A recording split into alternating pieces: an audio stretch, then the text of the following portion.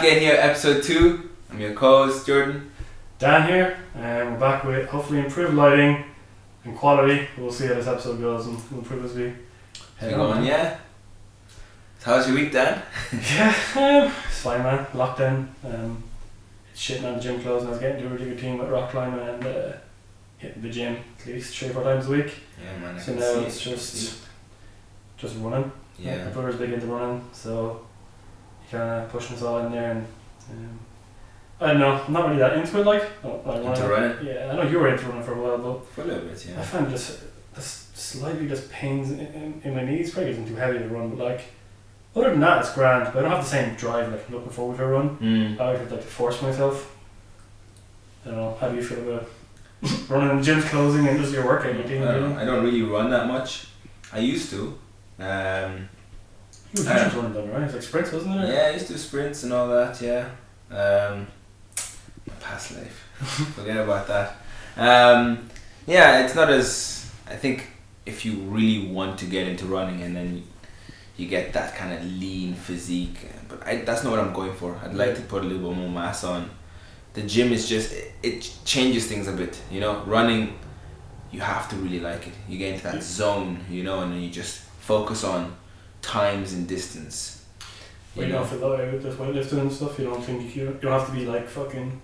Yeah, it's fun. Like I my training is so different. Like I don't go in and just curl, you know. I like to do a lot of compound lifts. You see some chaps just the whole time, you know, just upper body only, you know. Like to switch it up. Do compound movements, you know, weightlifting, you know, some plyos, stuff that you can actually transfer to real day life, you know. Isn't it like that? You see the shit online with the calisthenics, you know, like that, or even the functional body movement. Instead of going to the gym, this lads have like kettlebells and stuff, and just kind of mix them around more of like a functional Tough Mudder type thing, you know, where you're actually enhancing your mobility, I suppose. Yeah, it's the same with like people doing parkour. Like you can be like you can be like, I don't know, like 120 kilo bodybuilder, but like functionality 0. Yeah, you see that they can't just throw back and be like, I can't get stuff out. Or they be out of breath, you know, going upstairs. That's actually a good one. Do you do stretching? Because I'm telling you, I fucking don't, man, and I know I should. I'll be honest with you, Dan, I don't stretch for shit. And are you flexible? To some degree. I mean, I am very lucky in the sense I am very not prone. Resistant, yeah. It's because you don't do stupid shit, probably. Probably as well, but also keeping good form. But what the biggest thing I noticed for me to not get injured is just to get warmed up. Once the heart is pumping and the blood goes around, and once you get the joints lubed, it's good. I'm good to go. You know. Is that just like lighter sets for more, or like? Yeah, just get the heart rate running. You could skip rope. You could do jumping so jacks. It doesn't have to be the specific movement that you're going to practice. Right. Yeah. As long as everything starts to get warmed up. But do you do that though? Let's say you're going for bench press, right? Do you do like a few reps with no weights and then a few reps with like 5 of course. Yeah, of course. You start off with the bar is what everyone starts off with. You know, and then you progressively load the bar. You wouldn't just go straight to something. But I did, however, for a deadlift. Sometimes when you do a movement consistently and you're used to it, sometimes there's no point to start off with, you know, progressively starting from 1 plate, 2 plates. Especially a movement like a deadlift where you can put more weight on a bar. Yeah, you can kind of go straight into 100 kilo. Dangerous how to move though, isn't it? Deadlift, it's very controversial online. Yeah, people say that. I don't. No belt. I don't know. I find it's fine. I was just born like that. When I was 17, I could pick up 160 kilos off the bat. 160 kilos I did, yeah. Boom. And I didn't find it. I found it was difficult, but in the sense, but like I was like, this is doable, and I never really deadlifted, and it's just leverages just my body. I have a short torso, long legs, and fairly long arms, so it just helps me. But bench press is fucking hard. It does come back to the flexibility. I quite like deadlifted too, although I have injured myself once or twice about it, and it probably comes into the flexibility part of it. But I find it sometimes tough just to get down, like, you know, where your ankles coming off the ground. The lower I go, that's why I quite like the hex bar. But you're just pure barbell, right? And then straight up. Yeah. Now I'll be honest. When I used to use the hex bar, I preferred it, and Then I stopped using the barbell, and when I went to touch the barbell, it was so awkward. Mm-hmm. It would go up your knee, like what the fuck. But Yeah. you just have to. If you want to use both, like if I go and use a hex bar now, I find it awkward. However, Really? it is very transferable. If I load the same weight on a hex bar that I can actually do on a barbell, Yeah. I find the hex bar hard. It's because my body is just not used to that mechanical movement yet. But if I do 2-3 sessions, my body's like, okay, I can understand. And do you notice like the slightly different muscle groups being used, or is it pretty much? Well, the majority obviously is the same, but like. Yeah, but I think the hex bar is much more transferable, of course, because I mean, not really in real life, you're not gonna have a bar that's that kind of in front of you, you know, and you kind of you're moving in a sense and you're timing it so it doesn't hit your knees. But with a hex bar, everything's to the side, so you don't have to really worry about that. And you'll actually, I think, you could use more leg drive in a hex bar as opposed to a barbell. A lot of people who use barbell deadlifts, they tend to use, they'll do a little bit of a leg drive, and then the hips will come in, and then the back does most of the work. Yeah. You know, but with a hex bar, you're hunkering down, and it's a lot of glute activation, a lot of hamstrings, a lot of driving with your legs. Yeah, as long as you do it right, huh? As long as you drive through your heels, and which is you're driving with your heel exactly. As a you lot said, easier said than done for some people. I don't know, man. And you never got injured with it. And you With lift heavy, deadlifts? 160. I think if you're lifting over like 100, like your form has to be fucking like you want to be doing it for a long time before you start doing the crazy. Like, you know, you said you started at 160, but before you even go near that, like, I think. Yeah, and I'm I'm like sure my phone was do probably. it even, like, you know, they're all muscle. I think the reward to risk ratio is too high as far as more like total bullshit. Well, you can fact check me there, but I mean, I've seen some videos of like these chaps from New Zealand or the Irish team when they're in the gym, they're squatting 140 kilos. They're deadlifting, like, you know. yeah. When you see the guys in the NFL, they're cleaning some serious weight. They're cleaning there's a chap in there. I saw him like cleaning 140 kilos. This guy is like that's 320s each side. That's 6 plates. That's 6 wheels. That's some heavy shit, you know. And and it's surprising for somebody who does not train that specifically for that movement to be able to do that, you know. What's your deadlift at now? My deadlift's sitting at 220 kilos. So, and I don't think that's heavy. I don't think that's heavy. It's just you, like, basically your spare time, right? Imagine if you were like the NFL people and like pretty much every day, probably for 2-3 hours a day, like you're training, that's your life, like training, resting, food. What do you reckon your genetic potential it would be, you know?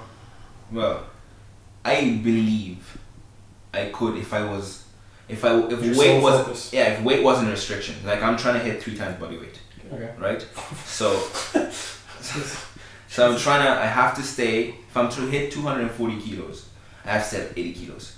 Right? Yeah. So that means, and I know I'm very carb sensitive, I have to not have carbs, and carbs give you energy, help you hold water, and you can move weight much better. Mm-hmm. So if that wasn't a restriction, I think I could hit maybe 255 max. Like, that would be me eating whatever carbs I wanted, clean carbs, focusing on my training. And the thing is with deadlifts, I've noticed, you can't train them like if you're gonna do like biceps twice a week too. I need at least 4 days in between for like not only my muscle. Right. It's not even about the muscle. I'm not sore from deadlifts. I don't get sore from deadlifts. But what it does do is it fries me mentally, because there's a lot of psyching myself up. Like, I tell you something, I've 220 kilos is nothing new. I've been hitting that for years consistently, right? But to go above that is a different thing. So I'll go to the gym, right? And I'll hit 200 kilos on any day. I could be drunk, I could be hungover, I could be sick I could drop 5 kilos and still hit 200 kilos. Yeah. 200 kilo deadlift. Because Jesus, man. That's because I've been doing it so often. Yeah. I've made myself believe I can. Sometimes the deadlift is believing. That's a huge thing, the mental factor. Yeah, it is. To get up and get that bar. That's why you see me like some videos, I'll yank the bar and try and get psyched up, you know? And the music is a massive factor for me. Yeah. You know? It's such a weird how the mental aspect throws into any scenario. Like, if you don't believe you can do it, even if you're physically able to, like, Probably won't. Yeah, like the days when I'm not feeling incredible. it. Yeah. You're not feeling it on the day, man. I'm not physically feeling it. It's just like yeah, you know, fucking you walk in the gym and you're like, oh man, I have to fucking go through this whole thing. So do you have those days where you're like, you know, everybody. tomorrow I'm gonna go gym, and then you're like, oh fuck it, I don't want to go, but you go anyway? Yeah, and you kind of half-ass your shit, yeah. But sometimes, the odd time you walk in there and you're like, man, it's gonna be a shit workout. And the stars align and you just kill it. Man. It's huge. You think, I just from talking to my friends, you're probably one of my friends is really big into the gym. I have a couple of them that you'd be probably up there. But it seems to be the rest of my friends, like they have periods of getting into the gym / fitness or whatever and coming out of it. And they're always, everyone seems to be, it's coming even for myself before I go to the gym. You make excuses, I'm like, oh, I was drinking last night, or like, oh, there's not feeling it today, man. You know, like, no, I've been working really hard. I deserve a break. You know, it's just these putting excuses in front of yourself not to hit your goals, and a lot of people do it. Where do you think that comes from? Like the excuses? No, like maybe the way you think about it, like I really don't want to go. Like it's a tough week of work. Be like, you know, you want to go to the gym. I don't know. It's just your inner bitch. It's become like a lifestyle. Like if I don't go, I feel like I'm missing something in my day. Yeah. It's empty. It gives me something. Yeah, the guilt. Would you? I feel bad. Like I tell you, if I don't go to the gym, I will alter what I eat in the evening. You'll what? I'll alter what I eat. Oh, will you? Yeah. If I won't let myself have the rice at night. If I don't hit the gym, I don't deserve to have it. I know it's fucking. No, that's very interesting. Yeah, because I feel like that rice would have been utilized more. My body would have been able to utilize it more. So I don't deserve that. It's weird. It's weird. Yeah. But it's the way it is. But because I've been there where I've eaten stuff, and I know what my body punishes me for it. Like I know, like I'll gain that weight. And a lot of people will be like, oh, look at him, why don't you have that pizza slice, or why don't you have that? And you're like, bruh, until you really have tried and like micromanage your body to a degree and see what happens if you have a slice of pizza, if you have this or that, or this amount of carbs, then you know. But if you're somebody who just lackadaisically doesn't like monitor your body, you don't know what really changes until you see it 6 months later. There are people like that though, that can have pizza twice a week, beers multiple times a week, and they have a 6-pack, and they're like, you know, they feel good, so they say. I'm sure they feel better. I know people like that. Yeah. Now I will say one thing. You know that show Secret Eaters? No, never heard of it. I think it airs on BBC. I'm not sure, but it's a show. Right. Most of them are couples. They go to the couple and they'll at the beginning they chat with them and they say, so why do you think you're, I don't know, 300 pounds? Okay. You know, it's like, oh, and they'd be like, well, exactly. It's always it's an excuse. I get it for my family. Fucking excuse. Yeah. My family. Yes. Big boned. Yeah. Or they'd be like, I don't know. I think it's my metabolism. And you're like, okay. Yeah. And then they'll ask them, what's your day like? What you eat in a day? And they'd be like, well, they look at each other, the couple, and they'd be like, yeah, but like a salad. We had a salad yesterday, didn't we have a salad? It's all prepping because they know the camera guys are coming over and they're like, you know what, let's just have a whatever, a light meal, whatever. And they calculate their calories and they're like, oh well, John has, as per what he says, 1,800 calories, 2,000 calories a day. Which is normal, which is low. Yeah, exactly. And the woman will say, yeah, we had a salad that have some chicken breast and a falafel here and there, and they calculate that and be like 1,600, 1,500 calories. Okay. And then they'd watch them. They have like these secret crews that go around and watch them everywhere. Yeah. So they have the cameras at home, and at home they're always like on their best behavior. But when they step out in the car, they go to exactly. They watch him. So the guy goes into the shop with him, and he's pretending like he's a shopper, but he has a little hidden camera, so he sees them pick up the chocolate bar and this and that. And at the end of the show, they open the doors and they show them all the food they ate in that month, and then they're kind of like flabbergasted, looking at each other like, oh yeah, they're kind of really embarrassed. Can you tell you how many calories they like should have eaten in the month, or roughly to maintain your body weight, and then how much they went over? Yeah, well they show what they eat, and then they'll be like, in a year you're eating this much amount of fat or this much, and it's a shock factor of the table having all the food that they actually eat. Well, that's a bit misrepresentative. I think like, obviously you're a fucking healthy guy, but at the end of the year, I put on the table, this table right here, how many fucking chickens you ate? I think you'd be shocked too, you know what I mean? I'm sure. So, I see what they're trying to say there, but I think anybody would be shocked if you put that amount of food just in front of you. Yeah, for the month or whatever. Yeah, of course that's I think show business is trying to get the wow factor. Yeah. You know? But those type of shows, it's like people just sitting at home and you kind of, how do you say, it's to make people at home also realize that they could be in the same shoes and they kind of sympathize and they're like, well, yeah, that's true. And sometimes they kind of don't realize how many calories you eat until you start tracking them. It's calories and everything. Like, one of the shocks to me, because I was, in Ireland, I think growing up, it's like, you have cereal for breakfast. What the fucking calories in cereal, man? If you have a big bowl of cereal, like a regular bowl, but like, Yeah, and what's a regular bowl of cereal? You just pour until you're like, I'm satisfied. Yeah, you're looking at 600 calories probably for breakfast. It could be 700. Yeah. Like, even with all brand. Probably pure carbs, cornflakes. Yeah, like, fuck me, that's excluding sugar. Yeah. So, I don't know, you have milk on top of that. Like, that's meant to be just healthy thing, but like full fat milk or whatever. Yeah. There's a lot of calories, man. In cereal, so that was a big change when I started tracking calories. But I could get a full chicken breast, 2 eggs, egg whites, turkey sausages for like almost 400 calories.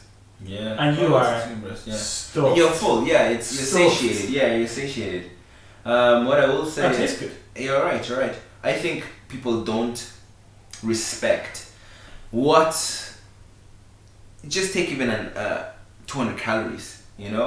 In some, like a lot of these, like a Nutri-Grain bar, I think is like 180 something calories. A little Nutri-Grain bar, depending which one it is, right?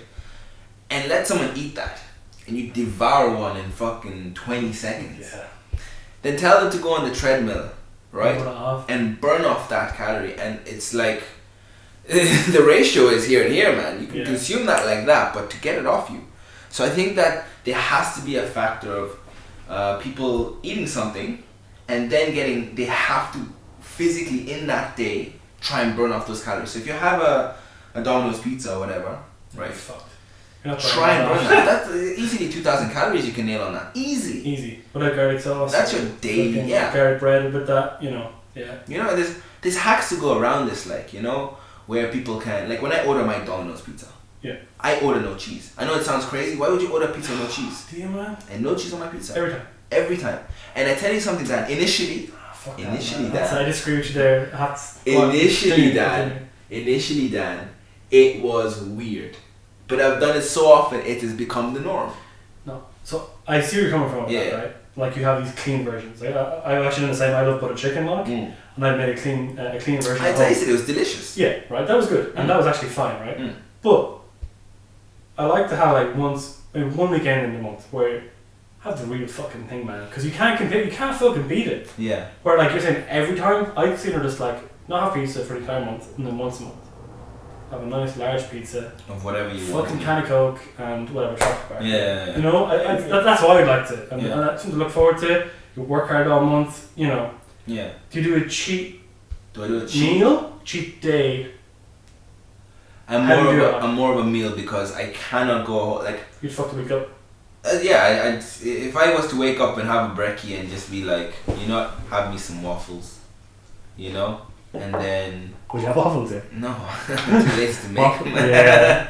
I don't even have a waffle maker, but you buy them, you know what I mean. And then lunch, I'd say, what would be like a nice big burger with like cheese and chips and all that kind of stuff, and then dinner. Let's say I want a pizza or whatever. Yeah. You'd be like 6,000 calories. I eat a lot, but I know like I'm very sensitive. I break out with acne. I can't eat cheese and stuff. That's why I don't have cheese on my pizza.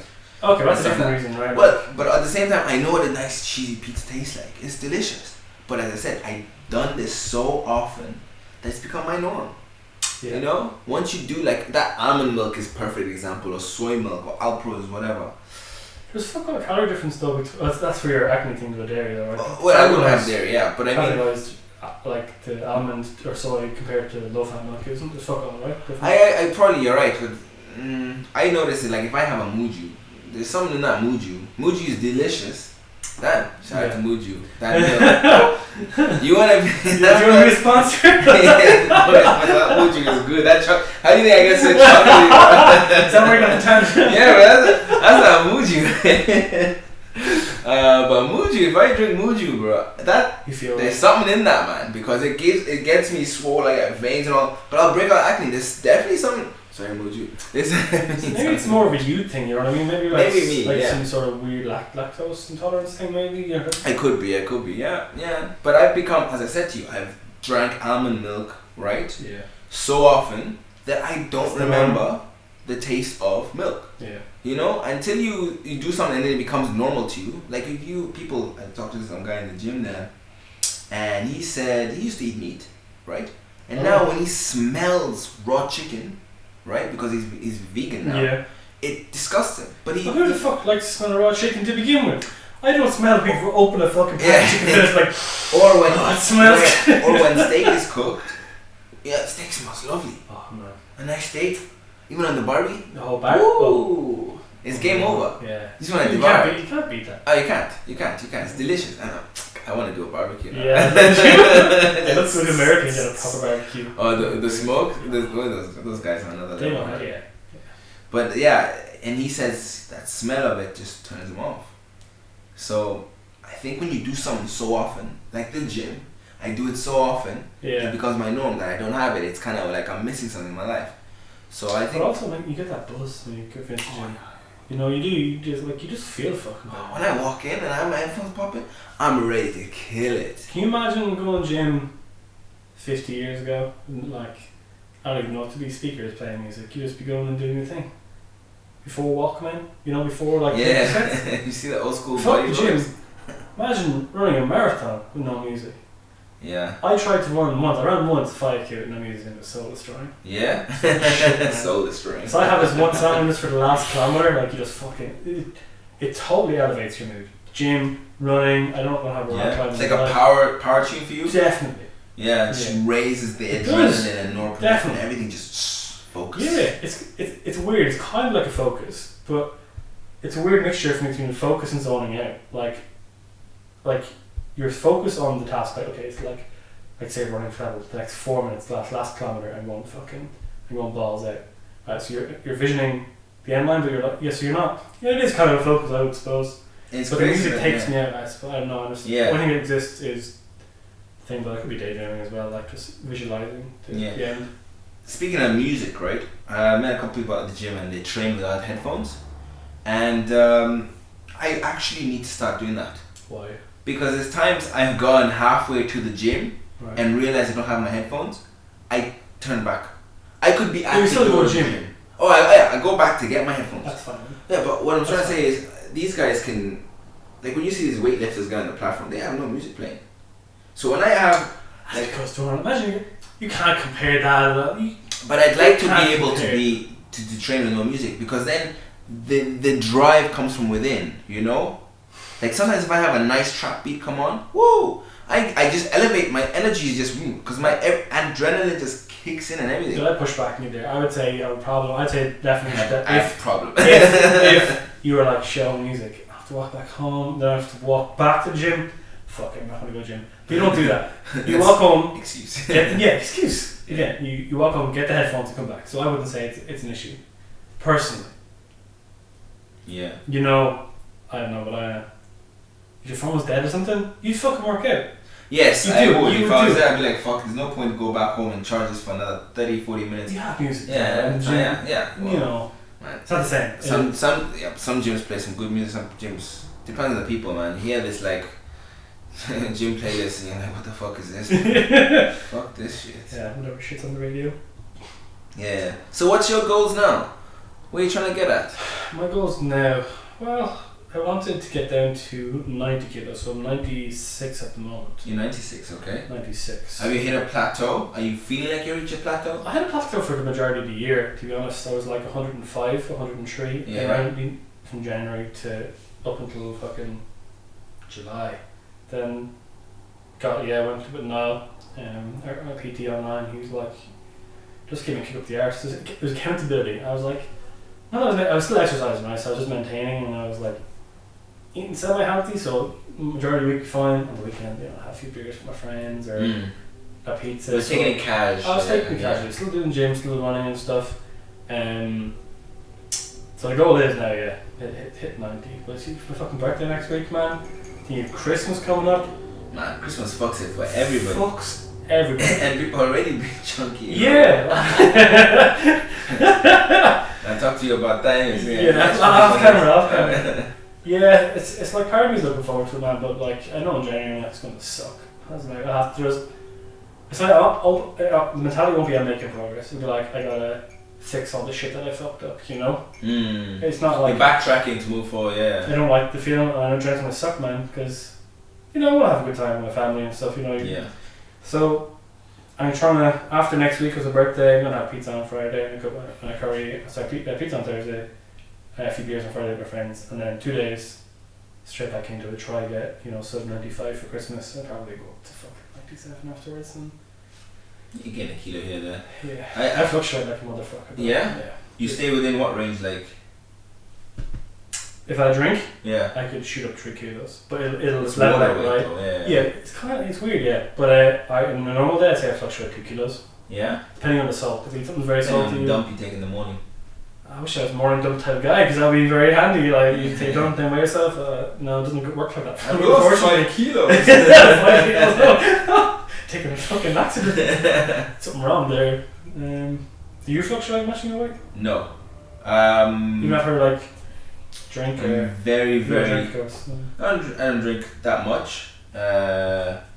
Mainly apple juice. A lot of sugar in apple juice. No, I stay around, like, when I eat rice, I know I always come back to rice.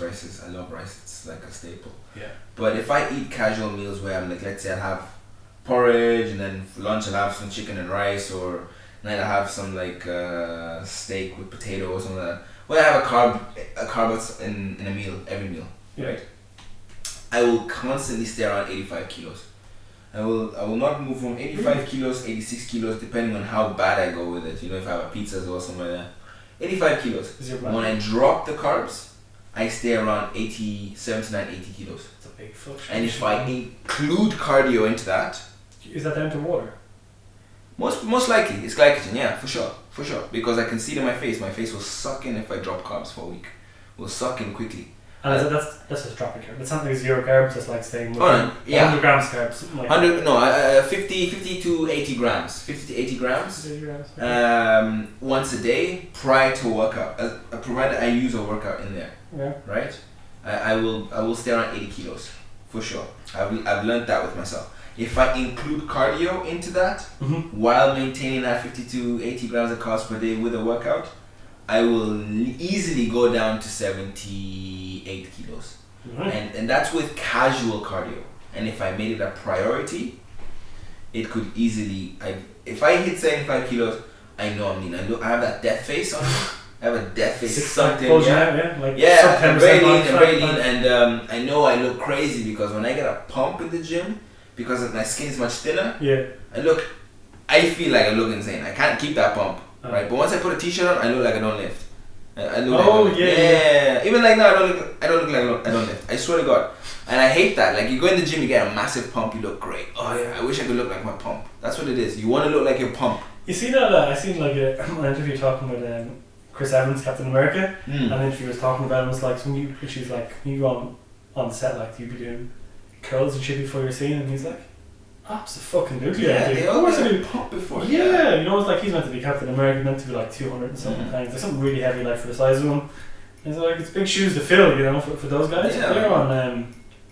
They're on a crazy regime, man. Yeah, they're like. You ever see? You think so? I'll let you speak. I'll tell you what I think. Well, yeah, I know. Like you talk about. Sorry, what's your man's Deadpool name? Ryan Reynolds. Ryan Reynolds.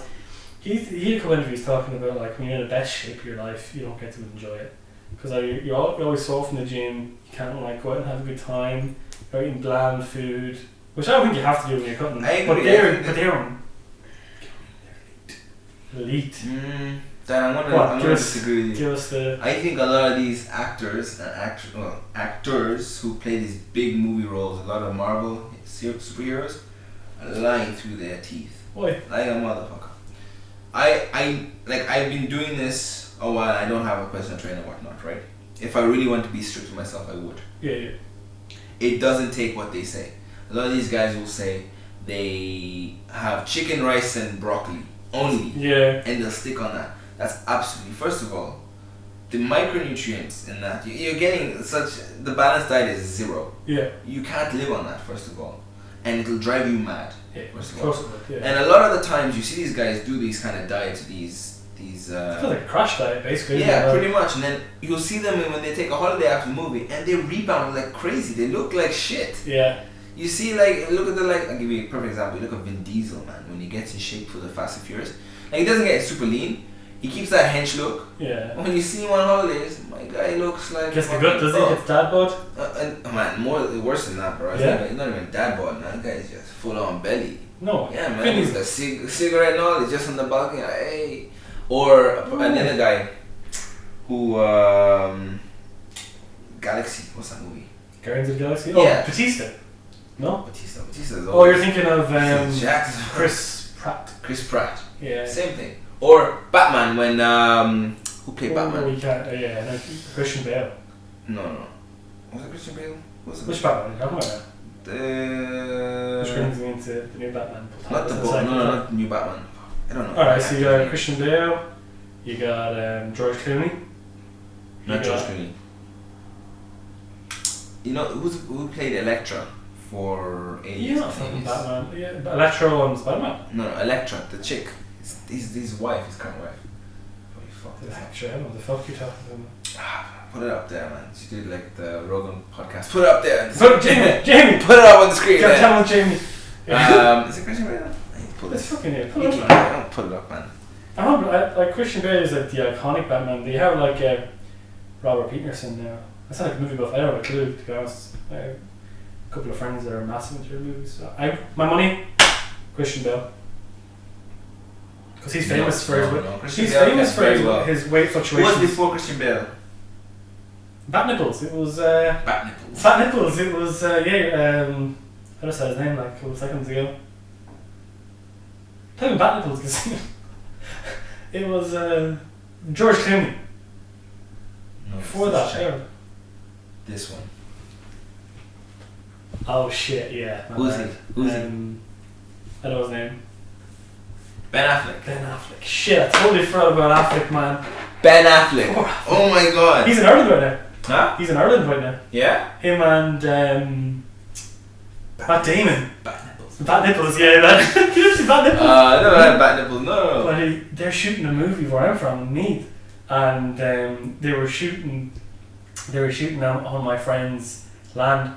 They requested it or whatever, and my friend and his 2 other mates go in and they're like, walking into the land. I was like, sorry, there's a movie going on. It's actually it's my land. I was checking on the cows or whatever. And they were walking and broke in onto the set, just trying to find Christian Bale. Not Christian Bale. Jesus Christ. I had to find it. Ben Affleck. Jesus, I don't know, I can't remember the full bastard. But speaking of these guys, yeah, they like him. When he tried to get in shape for that movie, he didn't really do a good job. I don't think so. He could have been. Dude, he was swole. He was huge. No. Ben Affleck did not get into proper shape, man. When we compare them to like the superheroes today, like Wolverine. Hugh Jackman got jacked. Yeah. He got shredded. Looked crazy. That's the thing. That's the unrealistic expectation of the viewer today, and they have to do unrealistic things to get in those shapes. Oh, hands down. Oh, for sure, they got the juice. And it's not something crazy. They could just do a test cycle. I think. Yeah. I think so, hands down. Just to assist them. I mean, like these. Because I tell you why. Depends where you're starting from, though, right? Like you're skinny. I tell you why, man. Because these guys have incredible transformations out of nowhere, and we all know how hard it is to put on muscle. We all know how hard it is to put on muscle. If someone's giving you, I see where you're coming from, right? But I said, Jordan, for the movie role, Jordan, millions of euros. Here's 10 million, right? Here's a personal trainer. Here's a personal chef. You telling me you couldn't fucking, no matter what shit they feed you, dog food, you wouldn't do it? I tell you what it is, Dan, because I know what it takes, first of all. Secondly, these are chaps who are in their 30s, 40s, getting into this incredible shape. And we all know biologically, from 30 your testosterone starts to dip. Yeah. So, for you to start pushing that boundary where you're actually adding on physical muscle, and not just a little bit of muscle. These guys make insane transformations. They look fantastic. So you're just saying from a transformation perspective, not so much if you're already doing it your whole life. Look at the Supermans from back in the day compared to Superman today. They look like a regular dude. Regular Joe. They look like a regular schmo. Yeah. Like you don't want that. And imagine we had Superman playing today, having that body. Henry Cavill, man, he was. Oh, he got jacked. He had that. As well, you know? He had the hench look with the. You know what I mean? Like it was a good look. You know, like man look. You know what I mean? It didn't have to be all that shredded with the abs and all that. Very controversial today. That man, you know, men being men, and they're like, you know, privileged fucking males and all sorts of shit. You ever seen all about that? Like, no. You know, no. Well, in what sense, being a privileged male?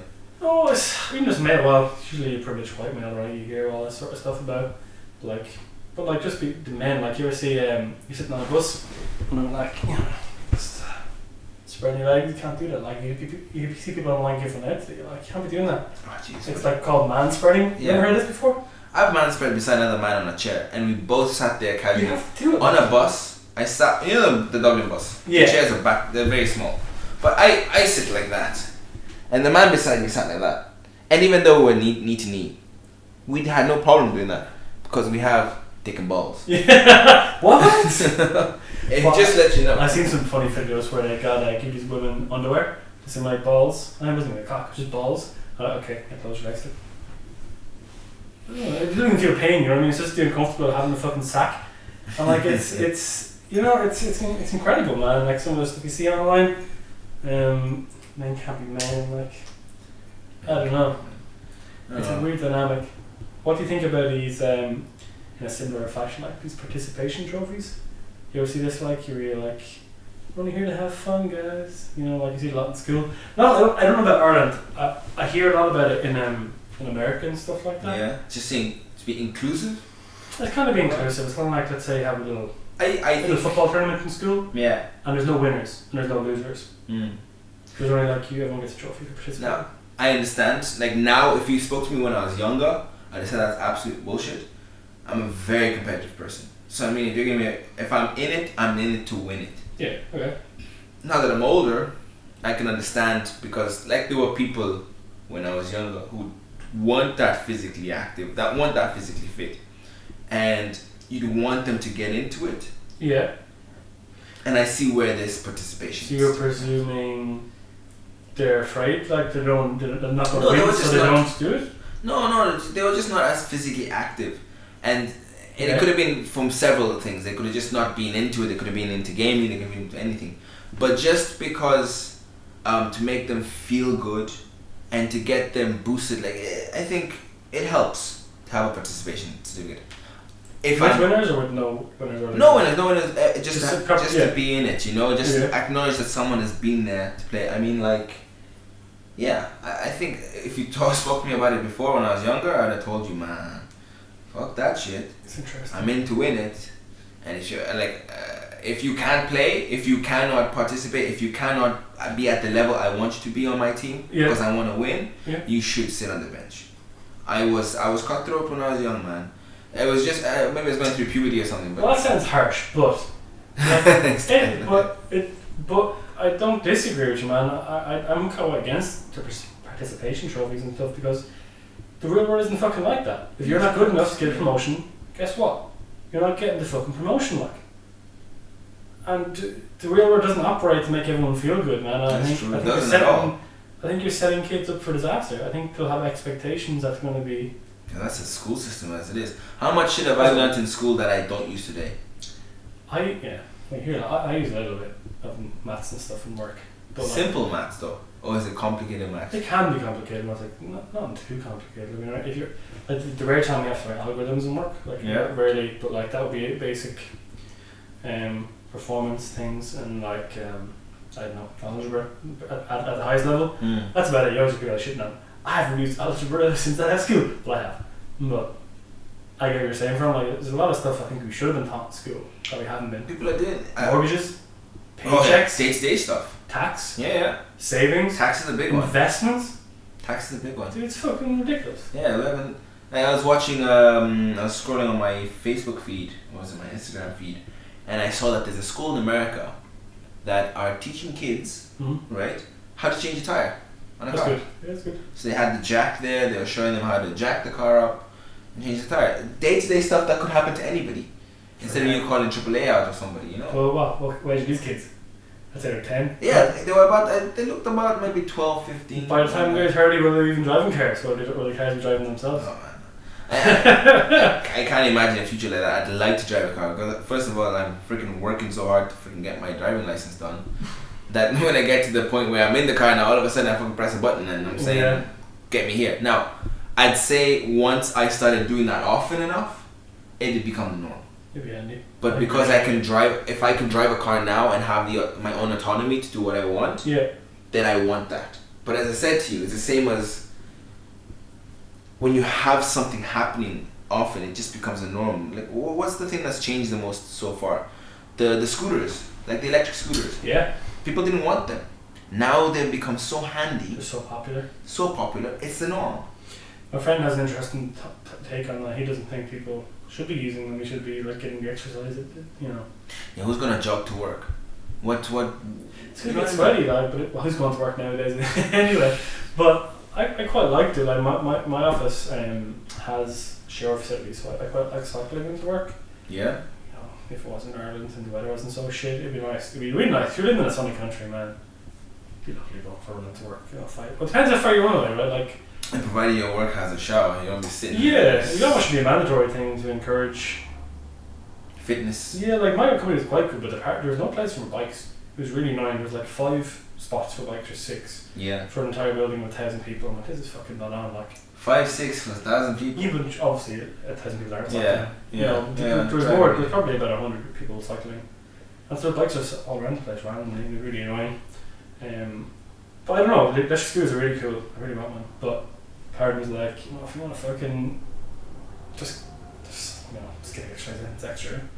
Makes you feel good, you know. You have no excuse then if you win more than with energy, you have to come home. You might be tired after work, but after you get off that bike or get off the scooter, after exerting a bit of energy, you feel great. Yeah. You sleep better, food tastes better. I don't know. You think it should be like do you think exercise should be mandatory? No, definitely not. But you should be taught about it in school. We are taught about it. You're not. Well, I certainly education class. Well, not to the extent that you need to know the knowledge of like your macronutrients. Just the 3: carbs, fats, and protein. Yeah, you don't not taught that. You're just taught to run, play football, jumping jacks. You need like a fucking life lessons class now, where like you just. That's true. I don't think. A life lessons class. I done transition year, TY. I don't know. Did you go to secondary school here? No. Alright, yeah, so I done TY, which is widely regarded, at least when I was in school, as a DOS year. You do fucking nothing. And I can testify, I done fucking nothing, right? But there could have been some really. I heard schools that do it well. They like send people off to like do media, to do business, do computing, and you do all of them. You get tastes, and you might get an interest in them, and it might change your outlook for why you're applying to college in 2 years' time. So you have 2 years after the fact. But we'd be fucked around. At that time, should be like, this is how you get taxes, because everyone's gonna have a job at that time. You're like hitting 16, 17. Everyone's going to be getting a job, how taxes work, how savings work, maybe you want to invest the money. It's crazy, man, how the system is today. I think you could do a lot more with the school system and teach kids. Oh yeah. In terms it's the same with PE. I think it's essential for life. Yeah. Who taught you? Who taught me? Well, I learned back home in Uganda. I grew up in Uganda. Went to high school there. We learned the International Baccalaureate system. It's an IB system. I think it's based off the Swiss or something like that. Anyways, you learn a lot, right? But a lot of stuff that is not applicable to today's time.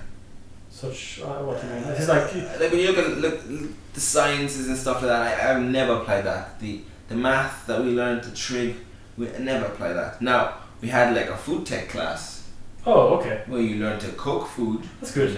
Which is good. And mandatory for everybody. I mean, no. You can pick that class. But what I will say to you is, I did a bit of it, yeah. What I will learn of it, what I did get from it, and what they should have applied was, you'd cook stuff. You'd cook very delicious things. Okay. Right. You cook desserts and things that are full of calories and that kind of stuff. Yeah. But they never tell you what the health, implications of eating this constantly or that constantly, which is something that is fundamental. You should know that. A lot of people don't. That's why you say it's fundamental. Like a lot of people don't. Yeah, they're not aware, and that's something. I have friends that have told me don't track calories. Now, I don't track calories either. Yeah, but I think it's fine for but you. I'm conscious. You're very conscious. I have no fucking clue, man. Everyone always says, like, for example, that's butter. Like, having a bit of butter on toast. You don't realise how much butter you're fucking putting on your toast. Yeah, especially if it's melting and disappearing as well into the bread. You got 2 slices of toast that's like 400 calories.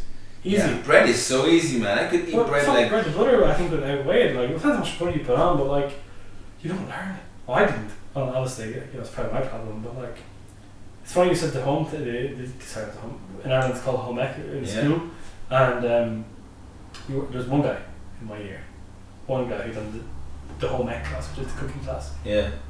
That poor motherfucker got just bullied. Bullied for it? Yeah, for doing it. Why are you doing the home ec? That's for girls, man. You fucking... it was just... The gender roles have changed so But much. in TY, the Ireland, there was a semester where everyone did it. Yeah. And if everyone does it, well, it's mandatory. It was good crack, but like you said, they didn't teach you about two shits when it comes to nutrition. And like, yeah. I know, we should play nicely with sports, you could have like PE, you could do your home ec the day before, you have your PE class, and then to fuel you, and that'd be a nice way to combine them together, and then, or even after, recovery meal. You could do like, tie them together, I think people will be interested. Yeah, definitely. As you said, like a life lessons class where, I don't know, how do you write a book on what the future of today is going to need to know? The youth of today. The future of tomorrow. The future of tomorrow. what they need to learn. I mean, I'd love to go probably in O'Connell Street and just have a mic and just say, hey, what do you think the kids should know that you have experienced in life today that they should know and what they should be taught, Something that that would be bulging. I don't know. It's an interesting one. Don't listen to your parents because they're probably just... But people tend to... Well, I don't actually for myself. I know it's not until you get older. Like when I was growing up, right, I think my dad was finishing the end of his marathon career, but he was balls deep in it, man. Like, it's only now, I've only started running, and my brother's that's his sole thing, that's all he does in weightlifting. But my dad done a marathon in like sub 3 hours, 2 hours 56 or something like that. And so when you start running, you're like, holy shit, like you're an absolute like apex, like he was top of his running career, and it's like just never got to me as a kid. Yeah. I played rugby a little bit, but I was like, yeah, it was something I could tolerate. I wasn't really that into it. Like he was an athlete, and it never translated to me. You were saying your family not so much, but yeah, when you were 16, you were deadlifting 160 kilos. Yeah, isn't that interesting? You don't find that? From my family, yeah, that's true as well. Everyone in my family, I would take fitness the most serious. Oh, why? Was that something you seen online? Or did you have a friend that was into it? No, how did that happen? I'll give you an example. Like my brothers, when I was the first to get a PlayStation 1. And I played it. Right? Okay, alright, go on. I'm curious where you're going from the PS1 to 160 kilo deadlift, but go on. And Tekken 3 was the first game I played. It was fantastic. And then we got PS2, and I mean, like, my brothers started playing it, and all my brothers when we were young, we were very lean, very skinny. Okay. Born like that. But like the days when my brother would stop playing the PlayStation, I just get the football and I go outside. I was literally outside backyard kicking balls into the wall, and he'd be playing his PlayStation by myself. No interest in it, no interest whatsoever. He was infatuated with the games. And you were like, because you couldn't play it, so you're like, fuck it, I'll do something else, or you weren't interested in playing it? I mean, there were times I'd walk in and just because I'd like some attention from my brother, I'd be like, yo, let me play with you. But he was so into like, no, I don't play with you. Younger, I'm the eldest. Oh, you're the eldest. Yeah, so my middle brother, yeah. We're all 4 years apart, so he'd be 22 now. He'd be 22, yes, sorry. And then my youngest was 18. Yeah. So, and I'd be always outside. I just never... I'd play something and I'd get bored of it. Yeah. Because I knew what the story was, and I'd just be like, you know what, let me go outside. I just love to be outside. Till today, the most amazing thing I feel is to take your shoes off and stand on grass. It's a weird sensation. I don't like the right doing it. Have you ever stepped on grass, just your feet? I don't think so. I'm too afraid to get fucking shit jammed in my... I mean, maybe yeah, because the oxygen everywhere, but in the backyard, just step on grass on a nice sunny day with just your feet. It's an amazing feeling. But anyways, I just like to be outside.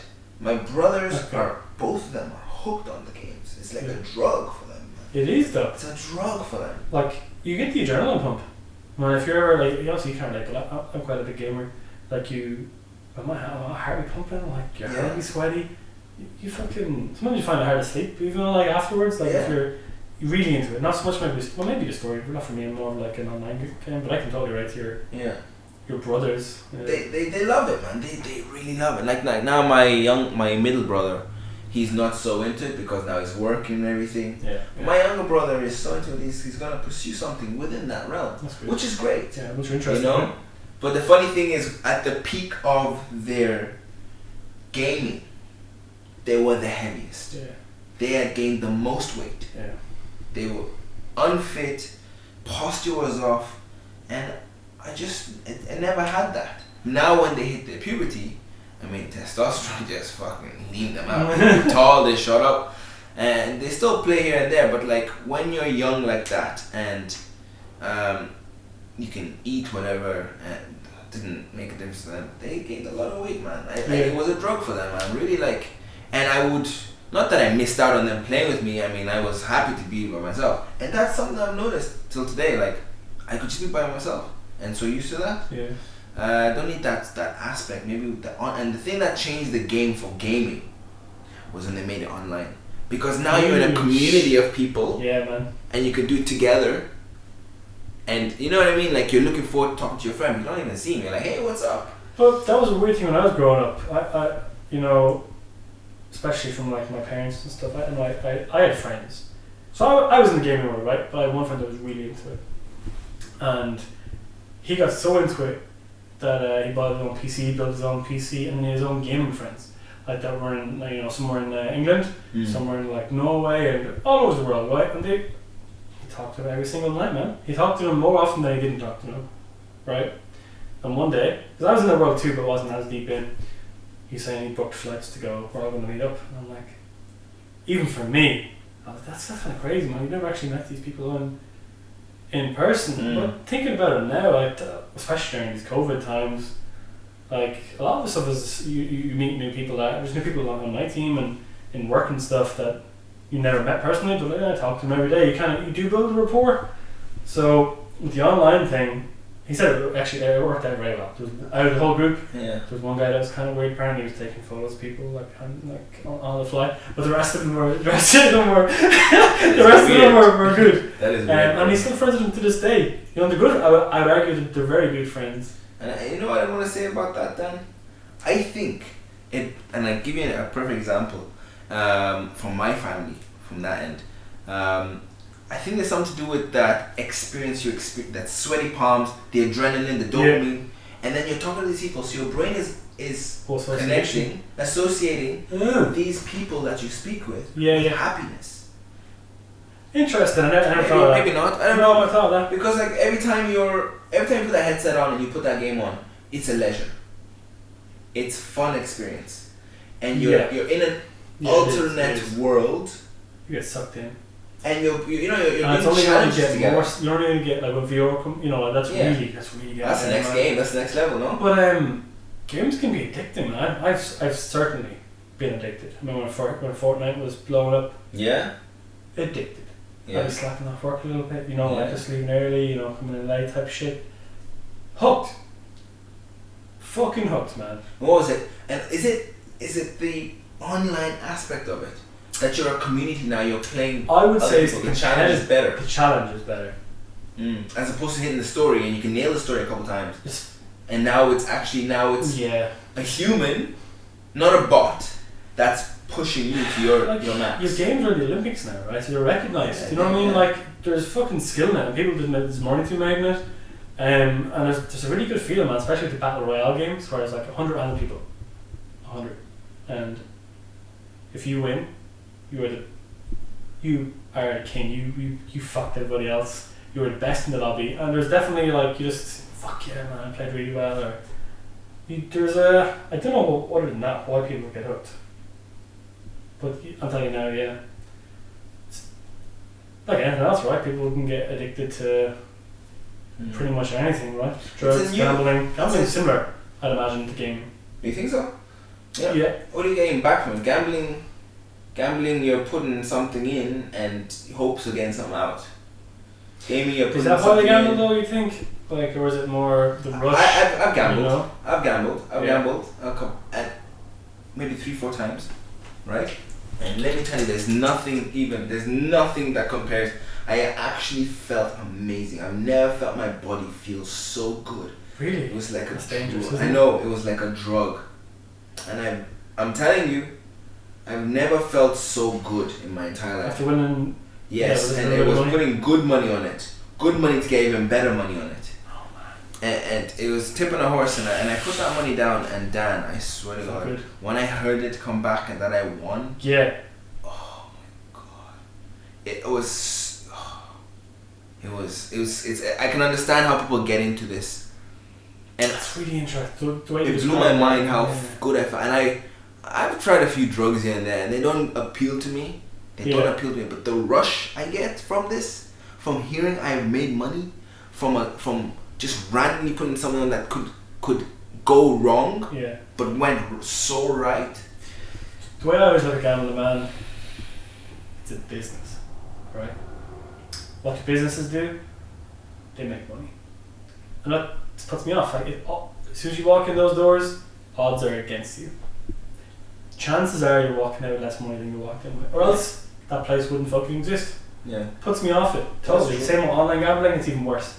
You fucking programmers that literally, at least in the real world, you'd imagine at least the odds are somewhat fucking in your favour. Well, at least they're randomised. There's no such thing as random in a computer. So I don't know, gambling never appealed to me. But I have friends that are, a few pints, bit of horses, football. If you're putting 50 cents here and there, I'd even a couple, I mean, across the year could be 50 quid, which is nothing. In a year, it's nothing. Yeah, it's nothing. But I'd say we've done 50 quid a week. Yeah, but you don't even you never hear about the losses. You hear about the wins. Or the common thing is that I make more than, I win more than I lose. Like you do, yeah. Everyone fucking says that. So you're lying or everyone else is lying. I've bet 4 or 5 times. I've come out with more, but not that much more. Not that much more than I have lost. Like in college, did you go to the races, the student race days and stuff? No. Like they were a bit of crack, but I went in. I'm like, look, here's €100, and I'm willing to lose €100 because I'm going for just fun. To enjoy yourself. Yeah. That's all it was. I didn't win any money or anything. And anyway, I did win. I re-gambled it or spent it on beer, and it was good fun. And that was it for me. But like, But you accept that you're going to part with this amount. Yeah.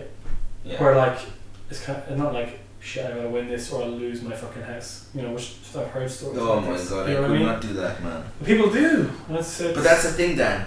That the more you put on it, the more the rush, and I can't even explain to you, man. It was insane. It was like an orgasm almost. Yeah. It was insane. I've never felt that rush, that feeling of uncertainty.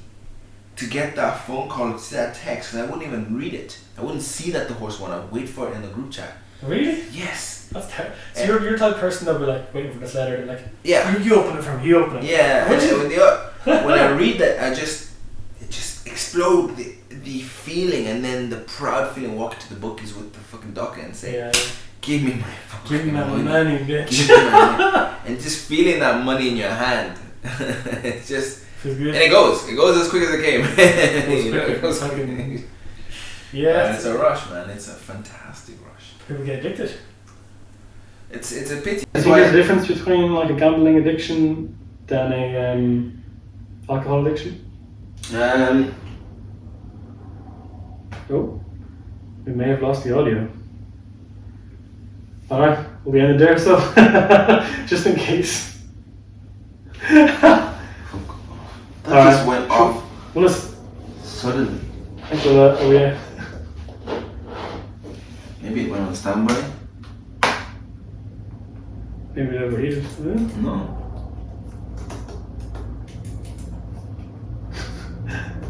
Technical issues, guys. Okay, it stopped at literally. So I keep going, fine.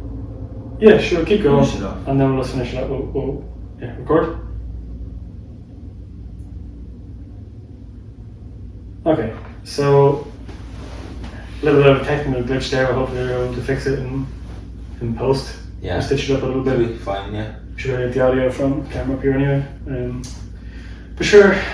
Okay, right. How long are we going now? Probably call it. We're probably going about almost an hour at this stage. Yeah, wanna close it off? We talked about some good stuff. Yeah. A lot of gym focused, a little bit of gym focus, yeah.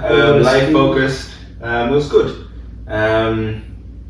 Yeah, I liked it. Yeah, it was a good one. It was hopefully the quality's a lot better. Pick it up as we go. Yeah. Thanks for tuning in, guys. Cheers. Catch you next one. See ya. Bye.